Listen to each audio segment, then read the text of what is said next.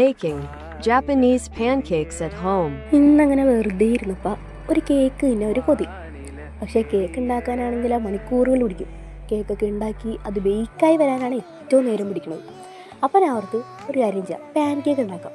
അതാകുമ്പോൾ ബേക്കാനുള്ള ടൈം എടുക്കില്ലല്ലോ. നമ്മൾ ഈ ദോശയൊക്കെ ചുടുന്ന പോലെ വേഗം ഒന്ന് ചുട്ടങ്ങ് എടുക്കാം. പാൻ കേക്ക് ഉണ്ടാക്കാൻ തീരുമാനിച്ചപ്പോൾ തന്നെ എനിക്ക് ഉറപ്പായിരുന്നു ജാപ്പനീസ് പാൻ കേക്ക് ഉണ്ടാക്കണമെന്ന്. കാര്യം ഞാൻ ഇതിനു മുമ്പ് ഉണ്ടാക്കിയിട്ടുണ്ട്.